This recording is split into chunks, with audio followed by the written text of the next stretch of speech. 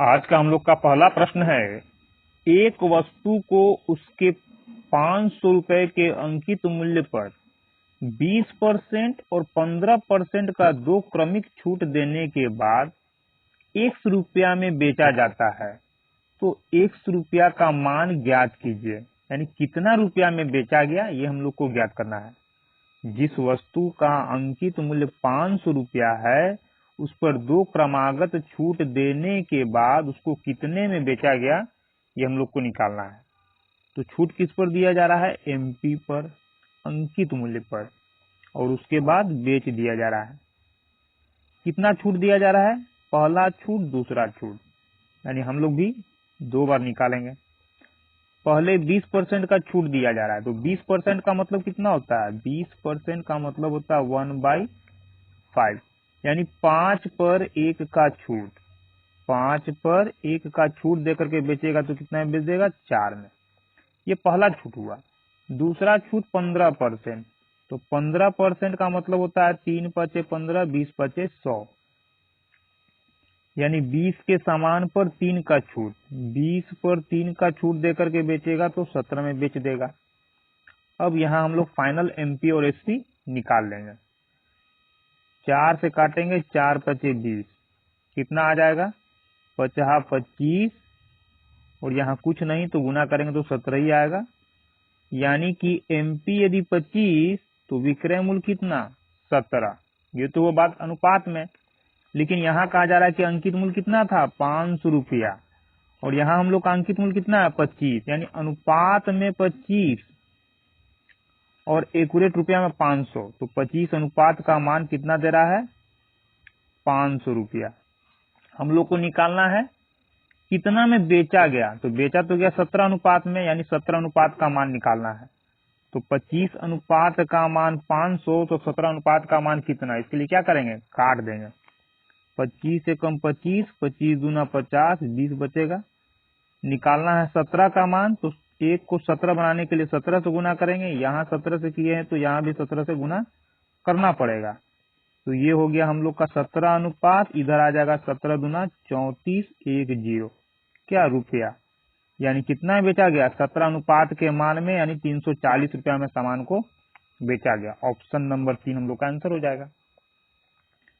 हम लोग का अगला प्रश्न है, दो प्लम्बर एक्स और वाई को उनके नियोक्ता द्वारा प्रतिदिन कुल 660 रुपया का भुगतान किया जाता है। यानी दोनों प्लम्बर को किसी ने काम दिया और दोनों को मिला करके मजदूरी जो दिया जा रहा है वो 660 रुपया दिया जा रहा है। अब आगे क्या कहा जा रहा है?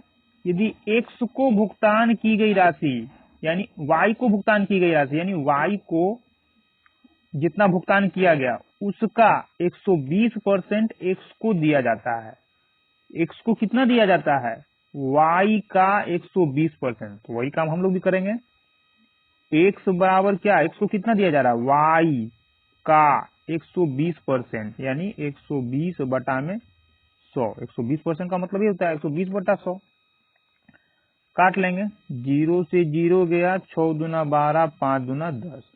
इस 5 को जब यहाँ से हम लोग हटाएंगे तो क्रॉस करके इसके साथ आ जाएगा तो गुना में हो जाएगा। अब x का मान क्या हो जाएगा? x का मान 6 और y का मान 5। तो x का मान कितना हो गया? 6, y का मान कितना हो गया? 5।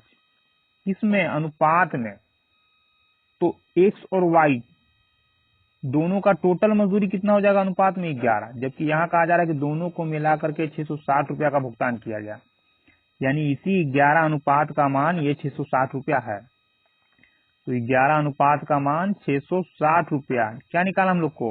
y को कितना मिला? तो y को कितना मिला? 5 अनुपात में, यानी 5 अनुपात का जो भी मान आएगा वही y को दिया गया मजदूरी होगा। तो 5 अनुपात के लिए 1 अनुपात का मान निकालेंगे। 11 एकम 11, 11 छक 60। 1 अनुपात का मान 60 रुपया निकालना है y अनुपात का मान। तो 1 को 5 करने के लिए क्या करेंगे? 5 से गुना कर देंगे। जब यहाँ किए हैं तो यहाँ भी हम लोग को 5 से गुना करना पड़ेगा। तो क्या हो जाएगा? 5 अनुपात का मान 6 पचे 300 क्या रुपया, यानी y को मजदूरी के रूप में कितना दिया गया था? 300 रुपया। ऑप्शन नंबर 2 हम लोग का आंसर होगा। हम लोग का अगला प्रश्न है, एक बेईमान दुकानदार अपना माल क्रय मूल्य पर ही बेचने का दिखावा करता है, यानी कहता है कि जितना में सामान खरीद कर लाए थे उतना ही में आपको हम बेच रहे हैं। हालांकि वह गलत भार का उपयोग करता है। गलत भार का मतलब जितना देना था उतना नहीं देता है, जिस पर 984 ग्राम लिखा होता है, लेकिन वास्तव में उसका भार कम होता है। यानी देना तो था 984 ग्राम और लिखा हुआ भी है उस पर 984 ग्राम, लिखा हुआ तो इतना ही दिखा रहा है, लेकिन एक्चुअल में वो 984 ग्राम नहीं था, कुछ न कुछ कम था भार में।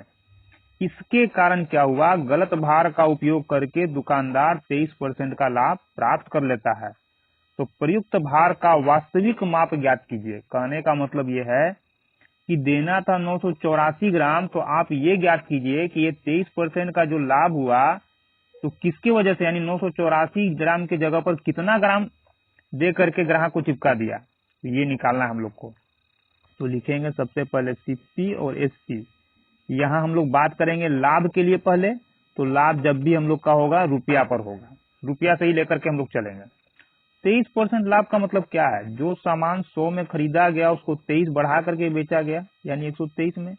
ये तो हुआ रुपया का बात, लेकिन हम लोग को किस में निकालना है, भार में। यानी 984 ग्राम की जगह कितना ग्राम वो ग्राहक को देता है। तो लिखेंगे यहाँ भार। भार के लिए क्या करेंगे, इसको यहां लाएंगे, इसको यहां लाएंगे, तो ये हो जाएगा 123 और ये हो जाएगा हम लोग का 100। इसका मतलब क्या हुआ, यदि उसको 123 ग्राम देना चाहिए था ग्राहक को, तो ग्राहक को देता कितना है, 100 ग्राम ही। एक्चुअल में ये ग्राम नहीं है, क्योंकि अनुपात में आया है तो इसको हम लोग ग्राम नहीं बोलेंगे, लेकिन पढ़ने के लिए हम लोग इसको पढ़ सकते हैं। लेकिन समझना यह है आपको कि ये ग्राम नहीं है अभी। अब 123 ग्राम देना था लेकिन दिया इतना, लेकिन एक्चुअल में कितना देना था, 984 ग्राम। कस्टमर को कितना देना था, 984 ग्राम, और यहाँ आ रहा है कि कस्टमर को कितना देना था, 123 ग्राम। सीपी का मतलब इतना ग्राम वो खरीद तक, वो खुद बोल रहा है कि जितना हम खरीदे तो उतना ही दे रहे हैं। तो 123 ग्राम जितना में खरीदा था उतना ही में दे देना चाहिए था 123 ग्राम, लेकिन देता है 100 ग्राम।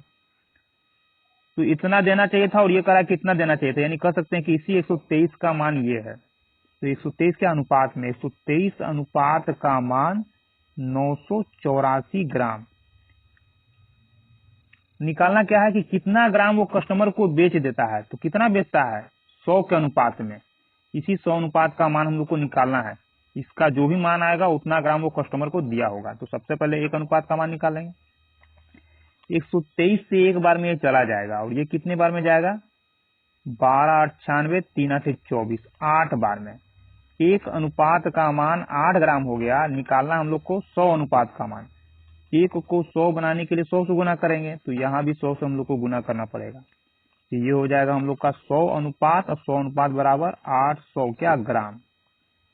यानी कि 984 ग्राम की जगह पर कस्टमर को कितना दे देता है, 800 ग्राम, इसलिए उसको 23% का लाभ होता है। ऑप्शन नंबर डी हम लोग का आंसर होगा। हम लोग का अगला प्रश्न है, यदि एक फुटकर विक्रेता ने एक वस्तु को उसके अंकित मूल्य पर ही बेच दिया तो उसे 18% का लाभ होता है। वस्तु का अंकित मूल्य यदि इतना है तो वस्तु का क्रय मूल्य क्या होगा, ज्ञात कीजिए। क्रय मूल्य यानी सीपी, बात किया जा रहा है अंकित मूल्य का यानी एमपी, और बेच रहा है तो एसपी। अब क्या करेंगे हम लोग, यहाँ कहा जा रहा है कि 18% का लाभ हो रहा है बेचने पर, तो लाभ जब भी होता है हम लोग को वो क्रय मूल्य पर ही होता है। इसका मतलब 100 रुपए का सामान कितना में बेच दिया गया, 18% लाभ पर, यानी 118 में, 18 बढ़ा करके बेचा गया। यानी खरीदा 100 में, बेच दिया 118 में। ये तो हुआ एसपी हम लोग का। लेकिन ये क्या कर रहा है, अंकित मूल्य पर ही बेच रहा है। अंकित मूल्य पर ही बेच रहा है, यानी 118 में ही बेच रहा है। इसका मतलब 118 ही इसका क्या होना चाहिए, अंकित मूल्य। तब तो कहेंगे कि अंकित मूल्य यानी इतना में बेच रहा है, और एसपी यानी इतना में बेच रहा है। एसपी और अंकित मूल्य इसका दोनों सेम है। आप कह सकते हैं कि 118 में बेच रहा है यानी अंकित मूल्य पर, और एसपी का मतलब इतना बेच रहा है, यानी कि एमपी और एसपी इसका दोनों सेम हो गया। तो प्रश्न के अनुसार पूरा से चुक चुका है हम लोग का कि अंकित मूल्य पर ही बेच रहा है, तो अंकित मूल्य पर ही बेच रहा है, ठीक है। वस्तु का अंकित मूल्य बोल रहा है कि इतना है। हम लोग का अंकित मूल्य अभी कितना है, 118, लेकिन ये बोल रहा है कितना है, 1826। ये हम लोग का अनुपात में कह सकते हैं। एक्चुअल में ये भी पूरा अनुपात में नहीं है, लेकिन हम लोग बनाएंगे तो हम लोग का आंसर आ जाएगा। अनुपात का मतलब होता है वो छोटी से छोटी संख्या जिसके बाद वो कटे ही नहीं। अभी तो इसको काटेंगे तो ये कटेगा। तो यहाँ हम लोग का MP 118 आया, यहाँ MP 826 है, यानी कह सकते हैं कि 118 अनुपात का मान 826 क्या रुपया है। क्रयमूल्य ज्ञात कीजिए, तो क्रयमूल्य कितना हम लोग का 100, यानी 100 अनुपात का जो भी मान आएगा वही क्रयमूल्य होगा। तो 100 अनुपात के लिए 1 अनुपात का मान पहले ज्ञात कर लेंगे। तो 118 से एक बार में गया ये, और ये चल जाएगा 8 7 56 7 बार में। 1 अनुपात का मान 7 रुपया निकालना है क्रय मूल्य, यानी 100 अनुपात का मान। 1 को 100 बनाने के लिए 100 से गुना करेंगे, जिसके वजह से यहाँ भी हम लोग को गुना करना पड़ेगा। तो ये हो गया हम लोग का 100 अनुपात का मान कितना 700 क्या रुपया, रुपया था ना, यानी वस्तु का क्रय मूल्य कितना था 700 रुपया। ऑप्शन नंबर ए हम लोग का आंसर होगा। हम लोग का अगला प्रश्न है, एक व्यक्ति अपनी मासिक आय का 30% बचाता है। यदि उसकी मासिक आय यानी महीने का इनकम 20% बढ़ जाए तो वह पिछली बचत से 20% अधिक बचत करता है। उसके व्यय यानी खर्च में हुई प्रतिशत वृद्धि ज्ञात कीजिए। ठीक है, आय यानी जितना वो महीना में कमाता है, खर्च जितना वो एक महीना में खर्च कर रहा है, बचत यानी जितना एक महीना में वो बचा रहा है। आय यानी इनकम हो गया, खर्च यानी एक्सपेंडिचर हो गया, और बचत यानी सेविंग हो गया। हम लोग जानते हैं कि आय बराबर खर्च प्लस बचत होता है, यानी आय में से ही खर्च करते हैं और खर्च करने के बाद जो बचता है वही हम लोग का बचत होता है, यानी आय बराबर खर्च प्लस बचत। ये तो हो गया। क्या कहा जा रहा है कि 30% बचाता है, यानी पहले का बात किया जा रहा है।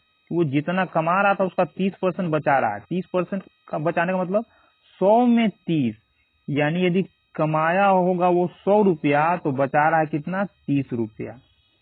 100 में 30 जब बचाया तो खर्च कितना किया होगा, 100 में से 30 को घटा देंगे 70 वो खर्च किया। अब इसको हम लोग क्या करेंगे, अनुपात में बदल लेंगे। अनुपात में बदलने का मतलब इसको और छोटा कर लेंगे, काट करके। काट लिए, यानी जब भी काटेंगे एक साथ तीनों को काटना होगा। अब इसके बाद कहा जा रहा है मासिक आय में 20% की वृद्धि होती है। कहा जा रहा है कि यदि उसकी मासिक आय में 20% का वृद्धि कर दिया जाए, यानी इनकम कितना हो जा रहा है, इनकम उसका 20% बढ़ जा रहा है, तो वह पिछली बचत से 20% अधिक बचत करता है। तो बचत क्या हो जा रहा है, बचत भी 20% बढ़ जा रहा है। पूछा क्या जा रहा है, तो व्यय यानी खर्च में प्रतिशत वृद्धि ज्ञात कीजिए। खर्च में कितने प्रतिशत का वृद्धि हुआ, यही हम लोग को निकालना है। क्या करेंगे, अब इन दोनों को गुना करेंगे तो आ जाएगा 200%। 200% क्या हुआ, 200% का मतलब हुआ कि इतना उसका इनकम बढ़ा हुआ इनकम ये है, न कि टोटल इनकम, यानी इतना परसेंट इनकम बढ़ गया। अब इतना बढ़ गया तो सेविंग कितना उसका बढ़ा, 3 दूना 6, 60%, यानी 200% इनकम यदि बढ़ा, इनकम बढ़ करके इतना हो गया प्रतिशत में, तो खर्च कितना कर रहा है 200 में से 60%। तो 200 में से 60% वो खर्च कर रहा है, यानी कि बचा कितना ले रहा होगा, तो 200 में से 60 को घटा देंगे तो 144% वो बचा रहा है। अब 140% वो बचा रहा है। 140 कहाँ से आ रहा है, तो ये हम लोग का 200 कहाँ से आया था, ऊपर वाले में नीचे वाले को गुना किए थे, यानी कि 7 में 1 से गुना करने पर ये आएगा। तो x की जगह क्या हम रखें कि 140 हम लोग का आ जाए, तो उसके लिए क्या करना होगा, 140 में 7 से भाग देंगे तो x का मान कितना आ जाएगा हम लोग का 20, यानी कि x की जगह कितना हो जाएगा 20%। तो उसका खर्च कितना बढ़ गया, खर्च बढ़ गया उसका 20%। ऑप्शन नंबर 2 हम लोग का आंसर होगा।